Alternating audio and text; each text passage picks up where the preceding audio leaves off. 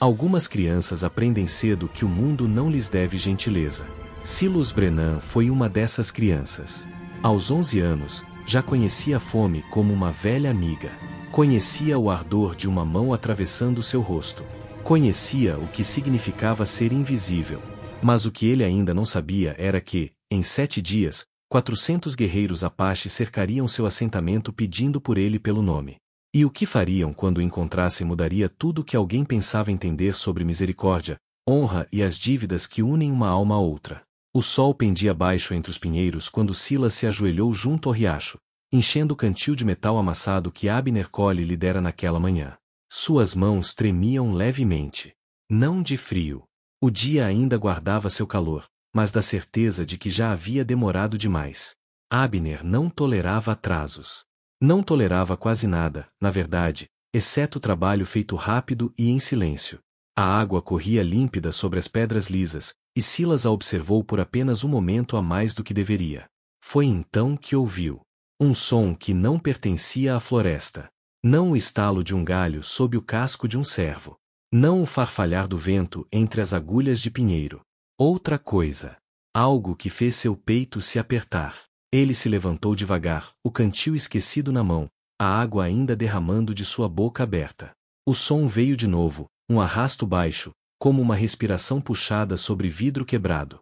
Vinha de mais fundo na mata, além dos arbustos de amora brava que marcavam onde a terra do assentamento dava lugar ao ermo. Todos no assentamento conheciam as histórias. Ataques Apache, famílias escalpeladas, cabanas queimadas. Sua tia Ti fazia o sinal da cruz sempre que alguém mencionava as tribos nativas, como se a simples palavra pudesse invocar violência. Silas deveria ter corrido, deveria ter agarrado o cantil e voltado para o estábulo de Abner sem olhar para trás. Mas o som veio uma terceira vez, mais fraco agora, e algo nele o paralisou. Não era um som de ameaça. Era o som de algo morrendo. Silas avançou pela mata como uma sombra, suas botas gastas mal perturbando o tapete de agulhas de pinheiro. A 50 passos, ele o viu. O guerreiro estava deitado de costas, um braço cruzado sobre o peito, o outro estendido em direção a algo que Silas não podia ver. O sangue havia encharcado a camisa de couro curtido, escuro e se espalhando. Profundos arranhões atravessavam seu ombro e pescoço. 4 sulcos paralelos que só podiam ter vindo de uma coisa. Puma montanhês, talvez um urso.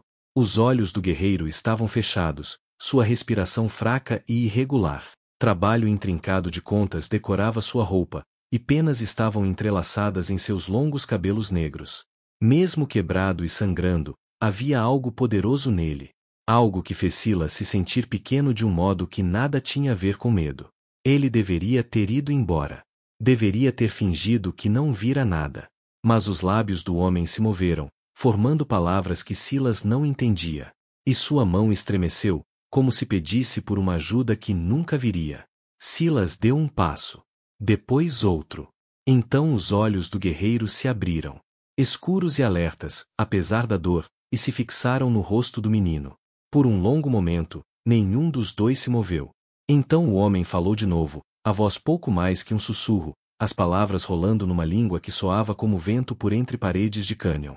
Eu não entendo, Silas disse baixinho, sua própria voz o surpreendendo, pequena e oca no vasto silêncio da floresta.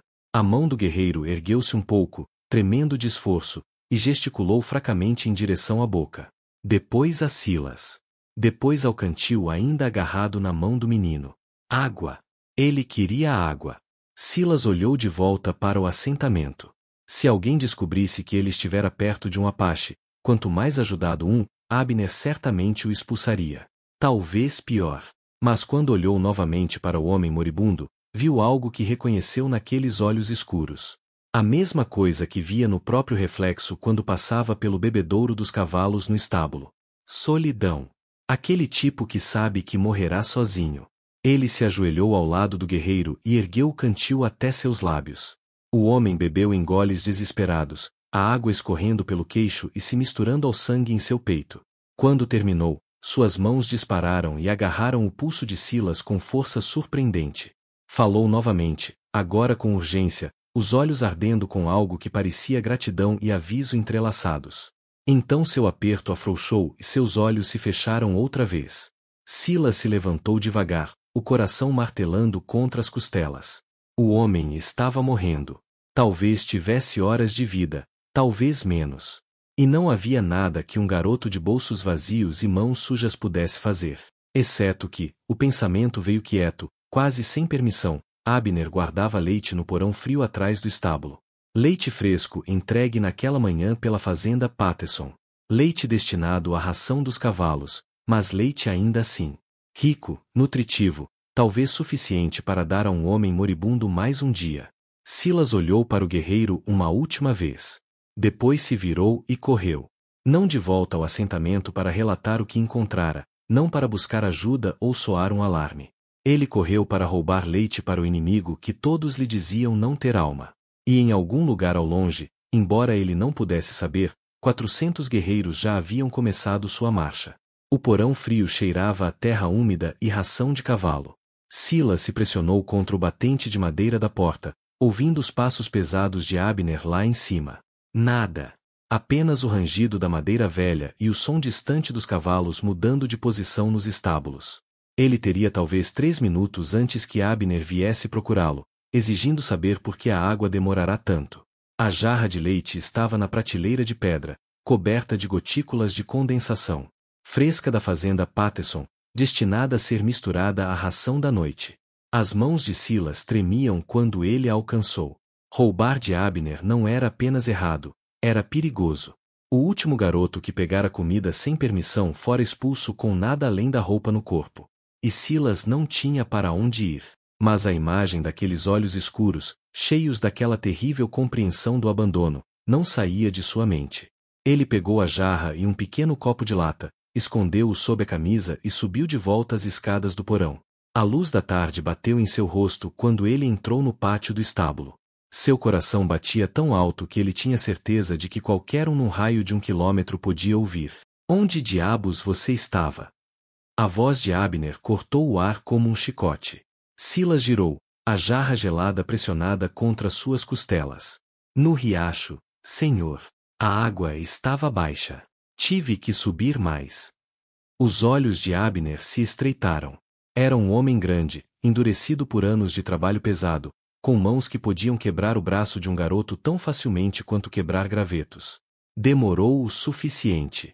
Vá limpar aqueles estábulos antes do pôr do sol, ou vai dormir lá fora com os cães. Sim, senhor. Abner se virou e voltou para casa, e Silas exalou como se fosse a primeira vez em minutos. Ele esperou até o homem desaparecer dentro de casa, então correu. A floresta parecia mais escura agora, as sombras mais longas. Silas encontrou o lugar facilmente. Ele havia memorizado cada árvore, cada pedra.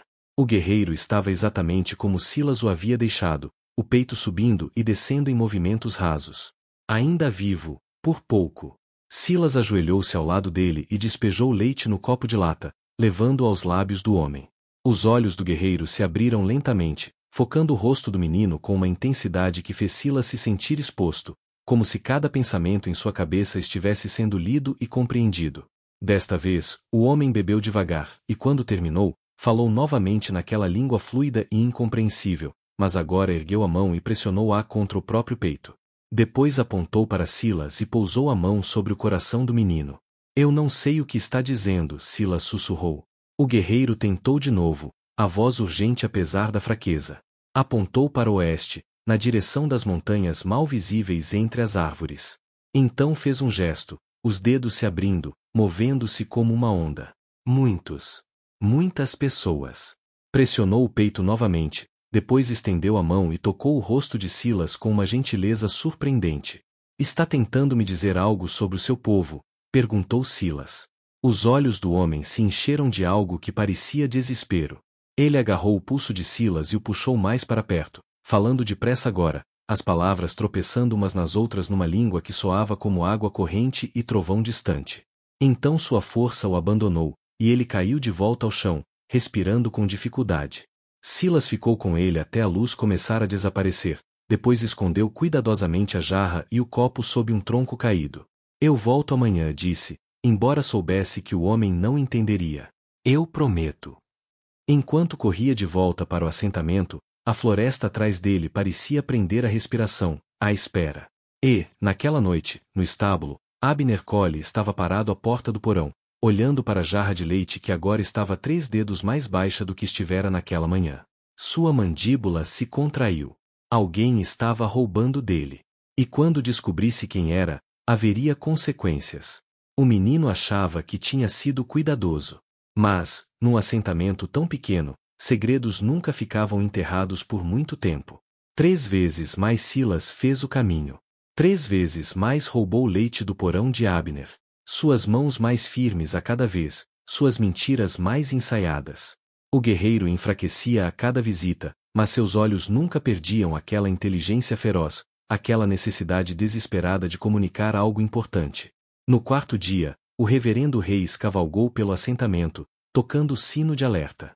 Silas estava limpando os estábulos quando ouviu o som, aquele tilintar áspero que significava perigo. Largou a pá e correu até a estrada principal, onde as pessoas já se reuniam. Há sinais nos rochedos do norte, anunciou o reverendo, o rosto pálido sob chapéu de aba larga. Pegadas, frescas. Pelo menos 1 dúzia de cavalos, talvez mais. Todos precisam ficar perto da cidade. Ninguém vai à floresta sozinho. Silas sentiu o estômago despencar. Seu segredo de repente parecia mais pesado, mais perigoso. Se descobrissem que ele vinha entrando na floresta todos os dias, se soubessem o que estava fazendo. Garoto! A voz de Abner cortou seus pensamentos. Volte ao trabalho.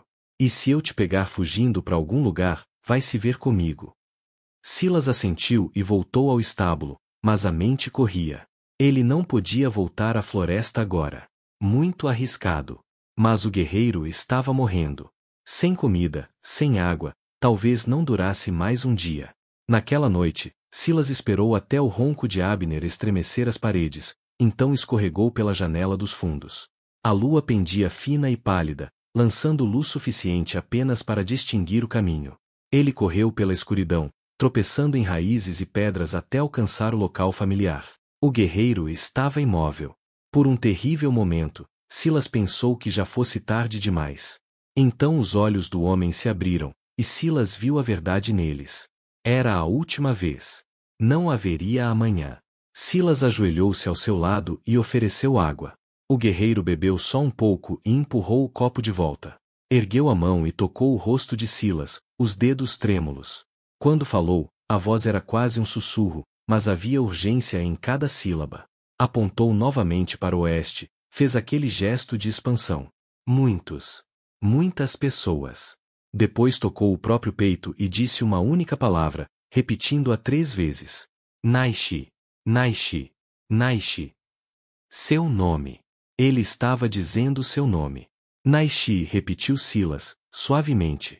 O guerreiro Naishi sorriu. Então sua expressão mudou, ficou séria, quase suplicante. Agarrou a mão de Silas e a pressionou contra o próprio peito, sobre o coração. Depois pegou a outra mão do menino e a colocou sobre o peito de Silas. Falou novamente, mais longo agora, as palavras fluindo como uma prece ou uma promessa. Silas não entendeu nada, mas lágrimas ardiam em seus olhos mesmo assim. O aperto de Naishi afrouxou, seus olhos se fecharam, e entre uma respiração e outra, ele se foi. Silas ficou ali por muito tempo, segurando a mão de um homem cuja língua não falava, de um povo que fora ensinado a temer. Mas, naquele momento, nada disso importava. Ele havia visto uma pessoa morrer. Uma pessoa que tentará tão desesperadamente lhe dizer algo importante. Algo sobre muitas pessoas chegando. Algo sobre corações ligados. Com as próprias mãos e uma pedra plana, Silas cavou a terra macia. Levou horas. Quando terminou, seus dedos sangravam e seus ombros doíam. Abaixou o corpo de Naishi na cova rasa o mais gentilmente que pôde, depois o cobriu com terra e agulhas de pinheiro. Arrumou pedras em círculo ao redor do local, marcando-o para poder encontrá-lo de novo. Quando o amanhecer rompeu entre as árvores, Silas estava de pé sobre o túmulo, exausto e vazio. Tinha feito a única coisa que podia, dar a um homem moribundo dignidade em seus últimos momentos, poupá-lo de morrer completamente sozinho. O que ele não sabia era que aquelas pedras cuidadosamente dispostas formavam um padrão. Uma mensagem. Uma que seria lida por olhos muito mais atentos que os seus. 7 dias. Era tudo o que levaria para a mensagem chegar até eles. 7 dias para que 400 guerreiros soubessem que alguém havia honrado seu irmão caído. 7 dias até que tudo mudasse. 6 dias passaram como uma morte lenta. Silas fazia o que precisava, limpava os estábulos, carregava água, evitava olhares, mas sua mente permanecia naquela clareira, com aquelas pedras e o peso de um segredo que não podia compartilhar. À noite, sonhava com os olhos de Naishi, urgentes, desesperados, tentando lhe dizer algo que ele ainda não compreendia. Na 7ª manhã, Abner o encurralou no depósito de ração. Você acha que eu sou burro, garoto? A voz do homem era calma, o que tornava tudo ainda pior. 3 semanas eu venho observando aquela jarra de leite. A cada poucos dias, ela desce um pouco. Não o bastante para ser óbvio. Só o suficiente para um ladrão que pensa ser esperto. A boca de Silas secou. Eu não sei o que. A mão de Abner disparou, agarrou sua camisa e o ergueu nas pontas dos pés. Não minta para mim. Onde está indo? Está vendendo, trocando por alguma coisa. Não, senhor. Eu nunca. Então onde? Abner o sacudiu uma vez, forte. Fale agora mesmo ou juro que te arrasto até o reverendo e te faço ser açoitado na frente de todo mundo. A mente de Silas girava. Não podia dizer a verdade. Não podia admitir que vinha ajudando um apache. Mas também não conseguia pensar em uma mentira boa o bastante. O silêncio se esticou entre eles, espesso como uma ameaça. Então alguém gritou. O som vinha de fora, alto e aterrorizado. Abner soltou Silas e correu em direção à porta. O menino seguiu, o coração batendo forte, e entrou no pátio, onde as pessoas já se agrupavam, apontando para a crista norte, onde a floresta se encontrava com o céu. E lá, ao longo daquela crista, silhuetados contra o sol da manhã, estavam cavaleiros, dezenas deles. Não, mais do que dezenas. Eles se alinharam por toda a extensão da crista, imóveis como estátuas, suas lanças apontando para o céu. Entrem! Alguém gritou. Coloquem as crianças dentro de casa. O caos irrompeu. Pessoas corriam em todas as direções. Mães agarrando filhos. Homens correndo em direção aos rifles. O reverendo Reis tentando restaurar a ordem, gritando orações que ninguém conseguia ouvir sobre o pânico. Silas ficou paralisado no pátio do estábulo, olhando aquelas figuras distantes, e sentiu algo frio se instalar em seu peito. Eles tinham chegado. Os apaches tinham chegado. E, de alguma forma, ele sabia que era por sua causa. Quantos? Um homem gritou. Alguém com um binóculo levantou-o com as mãos trêmulas. Eu conto pelo menos 200, talvez mais. Eles estão em todo lugar. 200, o número se espalhou pela multidão como veneno. O assentamento tinha talvez 40 homens capazes de atirar. 40 contra 200. Não era uma luta. Era um massacre à espera de acontecer. Mas os guerreiros não atacaram. Eles ficaram apenas sentados em seus cavalos, perfeitamente imóveis, assistindo, esperando. Por que não se movem? Alguém sussurrou. O reverendo Reis deu um passo à frente, o rosto pálido, mas determinado. Talvez eles queiram conversar. Talvez não estejam aqui para... Um som cortou suas palavras. Batidas de cascos, não da crista, mas da estrada leste. Mais cavaleiros. Silas se virou e os viu chegando. Outra linha de guerreiros. Esses mais próximos, movendo-se em formação perfeita. Pararam a 100 jardas da borda do assentamento e formaram uma parede de carne de cavalo e ferro. Por trás de nós, outra voz gritou. Silas girou. A crista sul agora tinha outro grupo. E quando olhou para o oeste, na direção das montanhas, viu ainda mais. Eles haviam cercado todo o assentamento. Não 200 guerreiros. Mais. Tantos mais. Eles nos cercaram. Abner respirou, a voz cheia de desespero. Estamos presos. A multidão se apertou. Todos se movendo em direção ao centro do assentamento, como se os edifícios pudessem, de algum modo, protegê-los. Mulheres choravam. Homens verificavam suas armas com as mãos trêmulas. Crianças se agarravam às pernas dos pais, com tanto medo que nem conseguiam chorar. E ainda assim, os guerreiros não atacaram. Eles apenas esperaram, silenciosos, pacientes, como se tivessem todo o tempo do mundo. O reverendo levantou as mãos. Precisamos ficar calmos. Precisamos. Um único cavaleiro se separou do grupo do norte. Ele desceu lentamente pela crista, com intenção, carregando uma lança decorada com penas. Quando chegou à borda do assentamento, parou. Sua voz soou clara e forte, falando em inglês com sotaque, mas compreensível.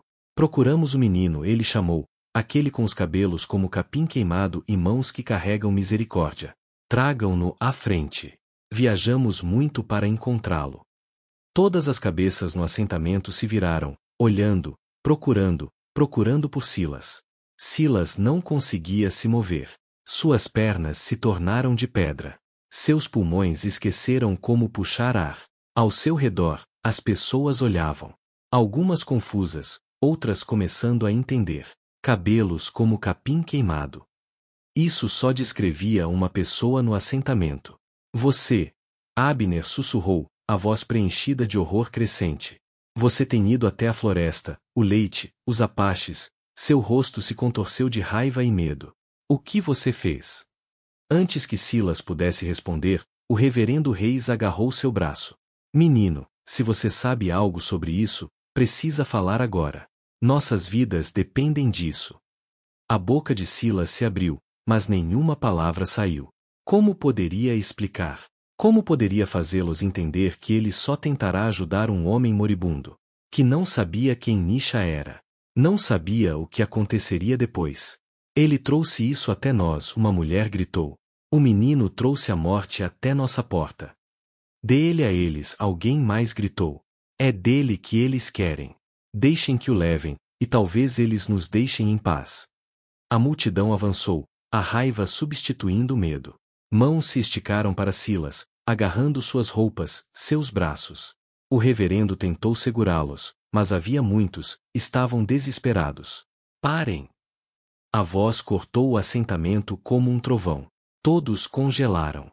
O cavaleiro Apache que falará antes desmontou e agora estava à borda da cidade, sua lança fincada no chão. Atrás dele, a parede de guerreiros permaneceu imóvel, mas a ameaça em sua imobilidade era inconfundível. O menino vem à frente por escolha, o cavaleiro disse. Não arrastado, não forçado. Ele caminha com seus próprios pés ou nós o levamos e a todos os outros. O silêncio caiu como neve. Devagar, as mãos soltaram Silas. A multidão deu um passo para trás, criando um caminho entre o menino e os guerreiros à espera. Um caminho que mais parecia o trajeto até um altar de sacrifício. Silas ficou sozinho naquele espaço vazio, tremendo tanto que seus dentes batiam. Ele ia morrer. Eles iriam machucá-lo, provavelmente o fariam pagar por ter tocado em um de seus guerreiros, por ousar estar perto de um de seus povos. Mas então ele pensou nos olhos de Nisha. Na forma como eles se suavizaram quando Silas lhe deu água. Na forma como sua mão pressionou o coração de Silas, tentando comunicar algo importante, mesmo em seus momentos finais. Se ele corresse, matariam todos. Se fosse de boa vontade, talvez, só talvez, os outros fossem poupados. Silas deu um passo à frente, depois outro. Suas pernas tremeram, mas o carregaram. Passou pelo olhar acusador de Abner. Passou pela expressão impotente do reverendo. Passou por todas as pessoas que nunca o quiseram, nunca o valorizaram, mas por quem ele estava caminhando em direção à morte para proteger. Quando chegou até o cavaleiro Apache, o homem o observou com olhos escuros e impenetráveis. Você é o escolhido. Eu não sei o que fiz de errado, Silas sussurrou. Mas por favor, não machuquem eles. Eles não sabiam. Fui só eu. A expressão do cavaleiro não mudou. Ele se virou e falou em sua própria língua, palavras que se espalharam pelos guerreiros à espera como vento através da grama. Então fez um gesto para Silas seguir. Eles caminharam juntos para longe do assentamento, em direção à crista norte. A cada passo, Silas esperava uma flecha em suas costas, uma lâmina atravessando sua garganta, mas nada veio. Apenas o som dos cascos atrás deles, enquanto 2 dúzias de guerreiros se juntavam à escolta. Na crista da montanha, Silas finalmente viu o que o assentamento não podia ver. a verdadeira extensão do que havia vindo por ele. Guerreiros cobriam a paisagem como um mar escuro. Centenas, facilmente 400, talvez mais. Eles se estendiam em todas as direções, uma força capaz de apagar o assentamento do mapa sem quebrar um só suor. E no centro daquele mar, montado em um cavalo pintado, estava um homem que irradiava autoridade como o calor do fogo. Ele usava a plumagem completa de um chefe, penas caindo por suas costas. Seu rosto estava curtido pelo tempo, seus olhos afiados como vidro quebrado. Quando aqueles olhos encontraram Silas, o menino se sentiu preso no lugar, como uma borboleta espetada numa tábua. O rapaz é este, disse o cavaleiro ao. O nome atingiu Silas como um golpe físico. Niche fora o filho do chefe, e Silas o vira morrer. Coacheta desmontou com a graça fluida de um homem com metade de sua idade. Parou diante de Silas, imponente sobre o menino, e por um longo momento não disse nada, apenas o estudou com aqueles olhos afiados e penetrantes que pareciam enxergar através da carne e do osso, alcançando seja lá o que houvesse por baixo. Quando finalmente falou, seu inglês carregava o peso das montanhas. Meu filho entrou na floresta para caçar. Era forte, habilidoso, orgulhoso. A mandíbula de Coacheta se contraiu. Mas o leão da montanha era mais forte. Ele o atacou longe de nosso acampamento, longe de qualquer ajuda.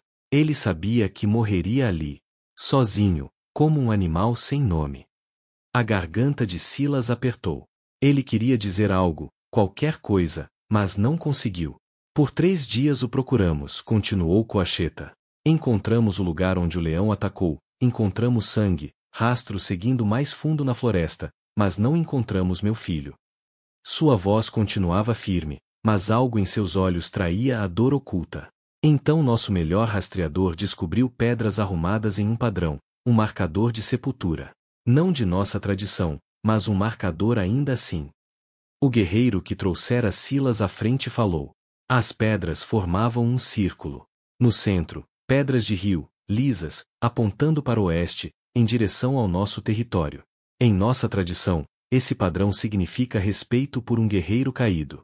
Significa que alguém desejou que seu espírito encontrasse o caminho de volta para casa. Silas sentiu o peito apertar. Ele tinha arrumado as pedras sem pensar, apenas tentando marcar o lugar para poder encontrá-lo outra vez. Não sabia que tinha um significado. Não sabia que aquele padrão carregava mensagem alguma. Coacheta deu um passo à frente. Reabrimos o túmulo e encontramos meu filho deitado com respeito, suas armas ao lado, seu rosto limpo do sangue. Alguém tinha fechado seus olhos. Alguém lhe deu dignidade na morte. A mão do chefe moveu-se para o próprio peito. Isso não é algo que o seu povo faz pelos nossos. Não é algo que jamais vimos daqueles que tomam nossa terra. Silas encontrou sua voz, pequena e trêmula. Ele estava sofrendo. Eu não podia deixá-lo lá. Você lhe deu água, disse Coacheta. Não era uma pergunta. Sim, senhor. Leite. Leite rico que o meu povo guarda para si. Eu roubei do homem para quem trabalho. Desculpe. Você roubou. A expressão de Coacheta mudou. Algo parecido com respeito brilhou em seus traços marcados pelo tempo. Arriscou punição para alimentar um inimigo moribundo. Por quê? Silas pensou nos olhos de Niche. No momento de reconhecimento, quando 2 almas abandonadas pelo mundo se encontraram nas piores circunstâncias possíveis. Ele olhou para mim do jeito que eu me sinto por dentro, Silas sussurrou. Sozinho. Como se ninguém se importasse se ele vivesse ou morresse. Eu sei como é isso. O silêncio caiu sobre a crista. 400 guerreiros estavam montados, imóveis como pedra. E Silas percebeu, surpreso, que cada um deles estava ouvindo, esperando para ouvir o que seu chefe diria a seguir. Em nossa tradição, disse Coacheta lentamente, quando alguém salva a vida ou honra a morte de um dos nossos, cria-se uma dívida. Uma obrigação sagrada que deve ser paga. Você não pôde salvar a vida de meu filho. Isso estava além do poder de qualquer homem. Mas salvou algo mais precioso. Salvou sua honra. Garantiu que ele não deixasse este mundo como carne esquecida para os abutres. A mão do chefe pousou no ombro de Silas. O peso dela parecia uma montanha pousando sobre seus ossos. As pedras que você colocou, sem conhecer nossos costumes, falaram uma língua mais antiga que palavras. Você marcou seu túmulo com respeito. Apontou seu descanso final em direção ao lar. Quer soubesse disso ou não, você o honrou como um dos nossos faria. Os olhos de Silas ardiam. Ele não tinha imaginado, não tinha compreendido que aquelas simples pedras significariam tanto. Você tem 11 anos, disse Coacheta. Nishi tinha 23. Era um guerreiro, um líder, meu único filho. Sua voz não quebrou, mas algo nela se partiu mesmo assim. E agora devo pagar a dívida que sua compaixão criou. A mão de Coacheta permaneceu firme no ombro de Silas. Ao redor deles, os 400 guerreiros esperavam em silêncio absoluto. Até os cavalos pareciam entender o peso daquele momento, parados como madeira esculpida. Entre o meu povo, disse Coacheta, há uma lei mais antiga que a memória. Quando uma dívida de vida é devida, deve ser paga na mesma medida. Você honrou meu filho em sua morte. Mostrou misericórdia quando tinha todo motivo para sentir medo. Deu alimento de sua própria boca quando você mesmo passava fome. Os olhos do chefe prenderam os de Silas, sem piscar. Essa dívida não pode ser paga com cavalos, ou armas, ou terra. Só pode ser paga com aquilo que você deu. Coração por coração, honra por honra. Silas não entendeu. Não poderia entender. Sua mente parecia lenta, nublada pelo medo e pela exaustão, e pela realidade impossível de estar diante de centenas de guerreiros que poderiam acabar com sua vida com uma única palavra do chefe. Eu lhe ofereço uma escolha, continuou Coacheta. A primeira escolha, você se torna meu filho. Não apenas em palavras, mas em verdade. Viverá entre nós. Aprenderá nossos modos. Será treinado como Nishi teria sido treinado. Tudo o que ele herdaria, respeito, posição, conhecimento, será seu. Você nunca mais passará fome. Nunca mais será indesejado. Você será Dei. Apache. Um de nós. As palavras golpearam Silas como pancadas físicas. Adotado por um chefe Apache. Recebendo tudo que uma criança poderia querer: família, pertencimento, propósito. Ele passará 11 anos sendo ninguém, valendo nada. E agora esse homem lhe oferecia uma vida além de tudo que já imaginara. Mas aceitar significava nunca mais ver o assentamento, nunca mais saber se aquelas pessoas, até as que o tratavam mal, estavam seguras. Significava tornar-se algo completamente diferente, algo que sua tia Ti, o reverendo Reis e todos os outros chamariam de selvagem. Inimigo. Perdido. A segunda escolha, disse Coacheta, e sua voz suavizou um pouco. Você escolhe qualquer coisa dentro do meu poder para dar, e ela será sua. Cavalos, ouro, passagem segura para o seu povo, proteção contra ataques. O que desejar, se eu puder conceder, concederei. Qualquer coisa. A palavra ecoou na mente de Silas. Ele poderia pedir dinheiro suficiente para deixar o assentamento e começar de novo. Poderia pedir cavalos e escapar de Abner Cole e de suas mãos pesadas. Poderia pedir vingança. Poderia pedir segurança, conforto, fuga. Mas enquanto ficava ali, com o vento puxando sua camisa rasgada, ele pensou no terror nos rostos das pessoas do assentamento. No quão rápido tinham estado dispostas a entregá-lo aos lobos para salvarem a si mesmas. Nos anos de ser invisível, indesejado, tolerado, mas nunca amado. E pensou em Nishi. Em como, em seus momentos finais, o guerreiro tentará tão desesperadamente comunicar algo importante. Não um aviso. Não uma ameaça. Uma mensagem sobre conexão. Sobre corações tocando-se através do abismo da língua, da cultura e do medo. Eu não sei o que escolher, sussurrou Silas. Coacheta assentiu lentamente. Isto é sensato. Grandes escolhas não devem ser feitas depressa. Ele lançou um olhar para o guerreiro ao seu lado e depois voltou a olhar para Silas. Mas saiba disto, se escolher tornar-se meu filho, escolhe tudo o que vem com isso.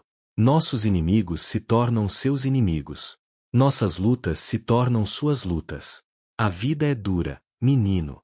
Mais dura do que limpar estábulos e roubar leite.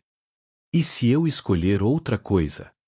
Então você retorna ao seu povo com o que tiver pedido, e a dívida estará paga. Não nos encontraremos novamente. Meus guerreiros deixarão este lugar e nunca mais voltarão. Silas olhou para o assentamento lá embaixo. Dessa altura, parecia tão pequeno, tão frágil. Os prédios que sempre lhe pareceram permanentes agora pareciam temporários, como brinquedos de criança arrumados na terra. Ele conseguia ver as pessoas reunidas na praça central, observando, esperando para saber se viveriam ou morreriam com base no que um menino que nunca valorizaram diria a seguir. O peso de 400 vidas pressionava sobre ele. Seu próprio povo, que só lhe mostrará dureza. E o povo de Coacheta, que viajara dias para honrar uma dívida para com uma criança que não conheciam. Posso lhe perguntar algo antes? Silas disse baixinho. Coacheta inclinou a cabeça. Silas respirou fundo, parecia ser sua última respiração livre. A pergunta surgindo em sua mente era perigosa, talvez tola, mas era a única que importava. Quando Naishi estava morrendo, ele disse devagar. Ele ficava apontando para o coração dele e depois para o meu, como se estivesse tentando me dizer algo sobre conexão, sobre entendimento. Silas encontrou os olhos de Coacheta. O senhor acha que era isso que ele queria dizer? Que mesmo sendo diferentes, somos iguais por dentro. Coacheta ficou em silêncio por um longo momento. Quando falou, sua voz carregava algo que talvez fosse surpresa. Meu filho era sábio além dos seus anos. Sim, acredito que era exatamente isso que ele queria dizer. Então eu sei o que quero pedir. O chefe esperou. Ensine-os. Silas apontou para o assentamento abaixo. Ensine o meu povo que nem todo Apache é inimigo. Mostre a eles o que eu aprendi, que vocês têm honra, que valorizam a vida, que não são monstros como eles pensam. Sua voz ficou mais firme. E deixe-me ensinar seu povo a mesma coisa. Que nem todo colono quer tirar algo de vocês. Que alguns de nós só querem viver sem medo. O silêncio que se seguiu foi tão profundo que Silas ouviu seu próprio coração bater. 400 guerreiros permaneceram imóveis. A expressão de Coacheta era indecifrável, talhada em pedra e sombra. Então, lentamente, o chefe começou a assentir. Você é uma criança estranha, disse Coacheta, e algo que talvez fosse um sorriso tocou seu rosto marcado pelo tempo. Você poderia ter pedido riqueza, poder, fuga da dificuldade. Em vez disso, pede algo que beneficia a todos menos a você mesmo. Ele colocou ambas as mãos nos ombros de Silas. Meu filho escolheu bem ao marcá-lo como digno de honra. Coacheta voltou-se para seus guerreiros e falou em sua língua, sua voz percorrendo a crista como vento através de cânions. Silas não entendeu as palavras, mas entendeu a resposta. 400 lanças ergueram-se para o céu em perfeita união. E então bateram no chão uma única vez. Um som como trovão. Acordo. Aceitação. O chefe levou a mão ao pescoço e removeu o colar de osso que usava. Era simples, mas belo, esculpido com símbolos que Silas não reconheceu. Isto pertenceu a Naishi. Ele o usava desde o dia em que se tornou um guerreiro. Agora pertence a você. Enquanto usar, você caminha sob a proteção do Né. Nenhum Apache erguerá a mão contra você ou contra aqueles que você reivindicar como seus. Ele colocou o colar no pescoço de Silas. Seu peso parecia sagrado. 3 cavalos, continuou Coacheta. Fortes. São seus para manter ou trocar. E esta promessa, enquanto você viver, enquanto esse colar estiver ao seu redor, nenhum guerreiro meu atacará seu assentamento. Seu povo estará seguro. Lágrimas escorriam pelo rosto de Silas. Ele não tentou impedi-las. Volte ao seu povo, disse Coacheta suavemente. Conte-lhes o que aconteceu aqui. Conte-lhes que um menino de 11 anos ensinou a ambos os nossos povos algo que havíamos esquecido. Que a misericórdia é mais forte do que o ódio. Que a bondade pode mudar o curso da guerra. Silas desceu a crista com as pernas trêmulas. 3 cavalos magníficos seguindo atrás. O colar quente e pesado contra o peito. Quando chegou ao assentamento, as pessoas o encararam em silêncio atônito. O menino que haviam desprezado. Os cavalos.